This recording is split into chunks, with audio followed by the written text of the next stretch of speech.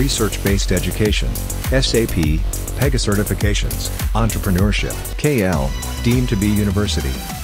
ఏపీలో ఎన్నికలకి సమయం సమీపిస్తున్న వేళ ఇప్పటికే వైఎస్ఆర్సీపీ 3 జాబితాలతో క్యాండిడేట్ని అనౌన్స్ చేసినటువంటి పరిస్థితి. ఇంకా తెలుగుదేశం కావచ్చు లేదా జనసేన పొత్తుల్లో భాగంగా డిస్కషన్స్తో ఇంకా ఆలస్యమయ్యేటువంటి పరిస్థితులు అయితే కనిపిస్తున్నాయి. సంక్రాంతి తరువాత లిస్టు ఉంటుంది అన్నప్పటికీ కూడా ప్రధానమైనటువంటి నేతలు లిస్ట్ని విడుదల చేసేటువంటి ఆలోచనలో తెలుగుదేశం ఉన్నట్లుగా కూడా తెలుస్తుంది. అయితే రానున్నటువంటి ఎన్నికలకు సంబంధించి ఇటు టీడీపీ జనసేన పొత్తులో వ్యవహారంలో భాగంగా కావచ్చు లేదా క్యాండిడేట్లకు సంబంధించినటువంటి జాబితా విషయంపైన మనతో మాట్లాడడానికి తెలుగుదేశం పార్టీకి సంబంధించినటువంటి మాజీ మంత్రి పరసారత్నం ఉన్నారు. సార్ నమస్తే.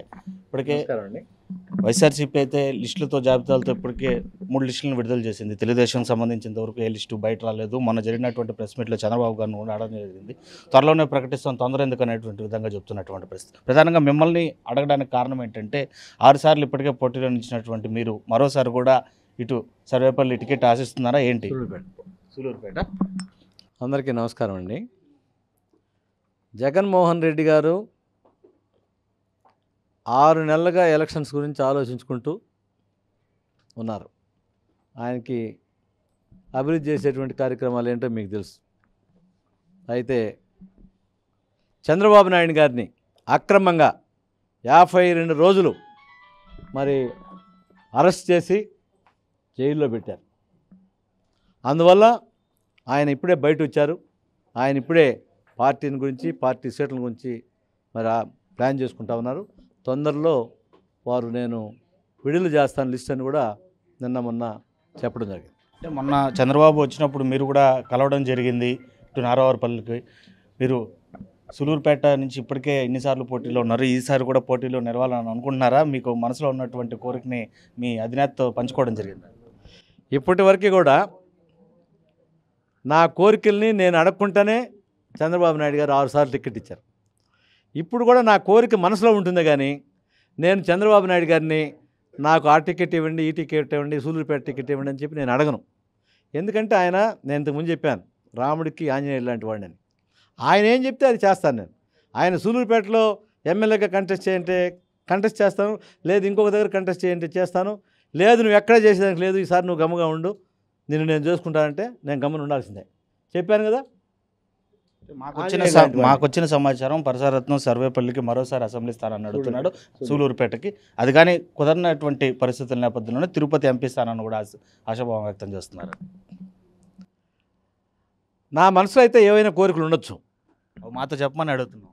అవి మా గురువు గారు ఏదైతే ఆయనకి ఇటు నా మనసులో తెలుసు. ఎందుకంటే ప్రజలు ఏమనుకుంటున్నారు, రత్న ఏమనుకుంటున్నాడు అనేటువంటిది ఆలోచిస్తారు. ఆలోచించకపోతే 6 సార్లు ఇస్తారా? 6 సార్లు 3 సార్లు గెలిచి 3 సార్లు ఓడిపోయి మంత్రిని ఒకసారినైనా. ఇప్పుడు 7వ సారి కూడా ఆయన ఏం చెప్తే అదే నేను చేస్తాను. ప్రజల్లో అయితే నేను అందరితో బాగుంటాను కాబట్టి అందరూ కూడా మళ్ళీ పరసారత్నం మాకు ఒకసారి ఆఖరా ఛాన్స్ ఇస్తే బాగుండని చెప్పి ప్రజల్లో టాక్ ఉంది. కానీ నా మనసులో ఉండాల్సింది తప్పితే నేను సార్ని పోయి డిస్టర్బ్ చేయను. ఆయన ఏం చెప్తే అది చేస్తాను. సూలూరుపేట నుంచి మరో వ్యక్తి కూడా అంటే నెలవల్లి సుబ్రహ్మణ్యం అనేటువంటి మా టీడీపీ ఆశావాహే మరొకరు కూడా మీకు పోటీలో ఉన్నట్లుగా కూడా తెలుస్తుంది. ఏంటి సంగతి? నేను అసలు అడిగితే కదా పోటీ ఉన్నాటికే. నేను అడిగేదే సమస్య లేదు. నా పని నేను ఈ రాష్ట్రంలో ఈరోజు 6 సార్లు శాసనసభ్యుడిగా పోటీ చేసిందే కాకుండా, ఈరోజు మాజీ మంత్రినే కాకుండా ఈరోజు రాష్ట్ర తెలుగుదేశం పార్టీ ఉపాధ్యక్షుడు నేను.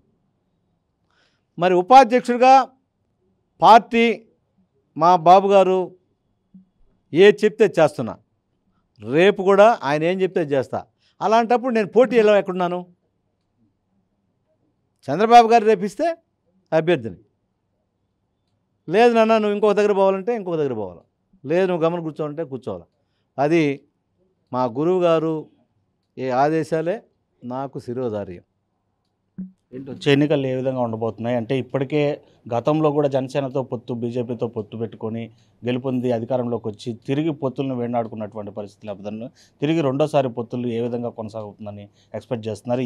ఈ దఫా పొత్తులన్నా కూడా చివరి వరకు కొనసాగేటువంటి పరిస్థితులు కనిపిస్తున్నాయా? నేను ఒక మాట చెప్తాను.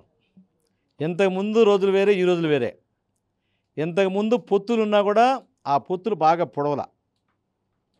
ఈరోజు చంద్రబాబు నాయుడు గారిని 52 రోజులు అక్రమంగా అరెస్ట్ చేసిన తర్వాత మా సారు ఎవరితో పొత్తు పెట్టుకున్నా వాళ్ళ పార్టీ వాళ్ళు ఏ విధంగానైతే మరి పోరాటం చేసి వాళ్ళ పార్టీని గెలిపించుకునేదానికి ప్రయత్నం చేస్తారో అదేవిధంగా మా తెలుగుదేశం పార్టీ క్యాడర్ కూడా మరి ఈరోజు జనసేనతో పొత్తు పెట్టుకున్నా లేకపోతే ఇంకొకరితో పెట్టుకున్నా మా పార్టీకి ఏ విధంగానైతే ఓట్లు వేసి పోరాటం చేసి ఓట్లు వేసి గెలిపించుకుంటామో అదేవిధంగా జనసేనలో కానీ ఇంకొకరు కానీ వస్తే మాకు పొత్తు పెట్టుకుంటే మా సారు ఆ విధంగా పోరాటం చేసి ప్రతి ఒక్కరు కూడా వస్తారు. దానికి కారణం ఏంటి? మా కార్యకర్తలంతా కూడా నాగుబావును తోక తొక్కితే ఏ విధంగానైతే విషం చిమ్ముతుంటుందో అదేవిధంగా ఎప్పుడెప్పుడు ఎలక్షన్స్ వస్తాయా, ఎప్పుడెప్పుడు ఈ చంద్రబాబు నాయుడు గారిని అక్రమంగా అరెస్టులు చేసి అనేక విధాలుగా అవమానం చేసినటువంటి వాళ్ళ కోసం అదేవిధంగా మా చంద్రబాబు నాయుడు గారు ఒక ప్రతిజ్ఞ చేశారు.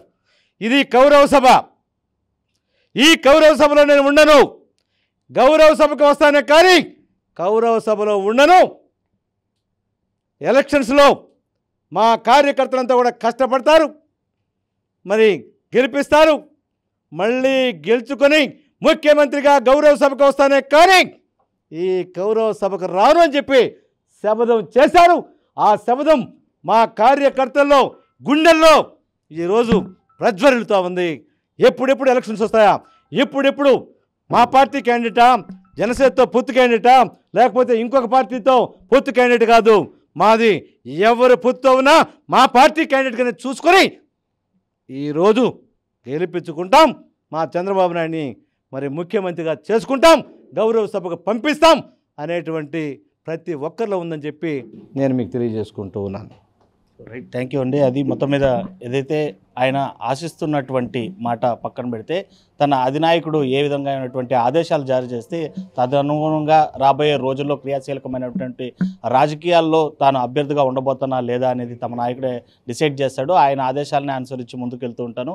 ఎక్కడా కూడా రాష్ట్రంలో జనసేనతో పొత్తు ఇవాళ పూర్తి స్థాయిలో చంద్రబాబును ఇబ్బంది పెట్టినటువంటి పరిస్థితుల్ని ప్రతి ఒక్క టీడీపీ నేత కావచ్చు, జనసేన నాయకులు అందరూ కూడా దాన్ని చాలా పెద్ద ఇష్యూగా చూస్తున్నటువంటి పరిస్థితి ఉంది. ఖచ్చితంగా గౌరవ సభకి చంద్రబాబును పంపించేటువంటి పరిస్థితి, తిరిగి ముఖ్యమంత్రిని చేసుకునేటువంటి బాధ్యతను ఇరు పార్టీలు కూడా తీసుకుంటాయని చెప్పి కూడా ఆయన ఆశాభావం వ్యక్తం చేస్తున్నటువంటి పరిస్థితి ఉంది. విడుజండి Sailatha Lokesh reporting for RTV Tirupati. మరిన్ని వీడియోస్ కోసం ఛానల్ ని సబ్స్క్రైబ్ చేయండి, లేటెస్ట్ అప్డేట్స్ కోసం వాట్సాప్ ఛానల్ ని ఫాలో చేయండి అండ్ లింక్ డిస్క్రిప్షన్ లో ఉంది.